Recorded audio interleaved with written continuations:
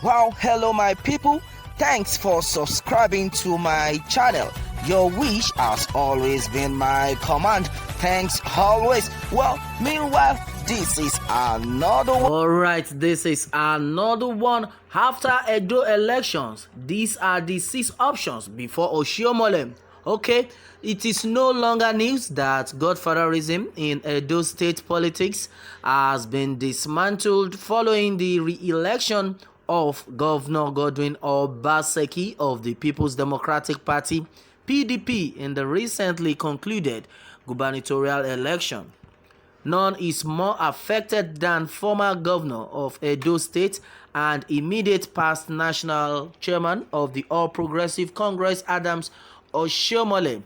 The former Labour leader's push and effort to prevent Obaseki's second term was clearly seen by all. Recall that both men had fallen out months before the election, with Oshiomole doing all within his power to scuttle Obaseki's bid to remain at the Dennis Osadebe Avenue house in Benin Court, the Edo State capital.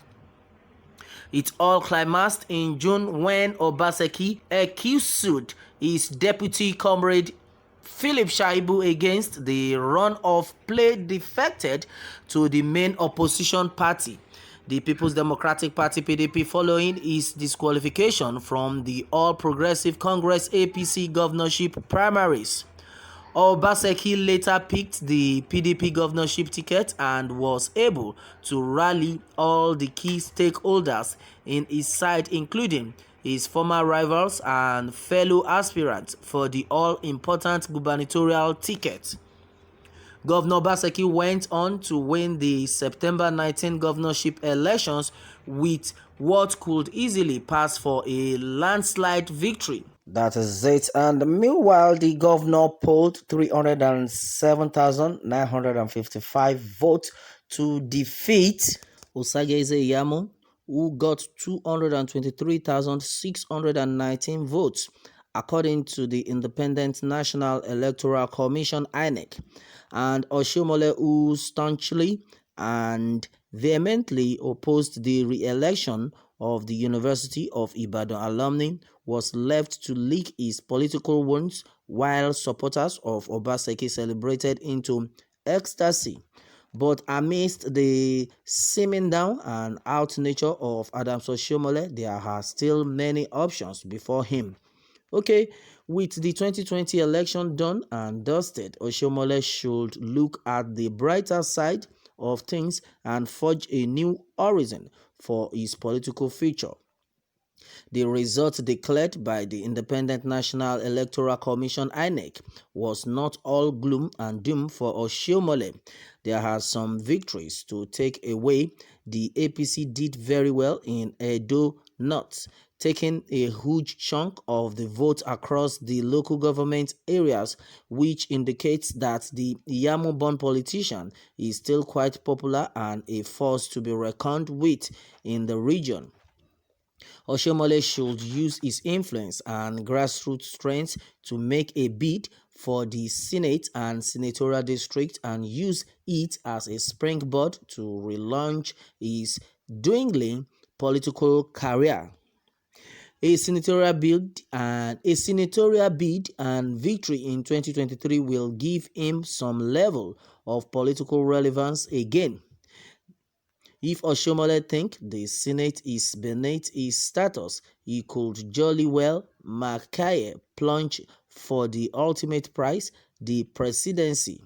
Oshiomole has the contact experience, clout, and political sagacity to contest for the presidency. After all, foremost playwright and Nobel laureate Professor Wole Soyinka once criticized Oshiomole for contesting the governorship position instead of the presidency in 2007. The outspoken literary giant felt, having led the Nigerian Labour Congress (NLC) and a name recognition nationwide, the comrade should have headed for the presidential villa and not anything less.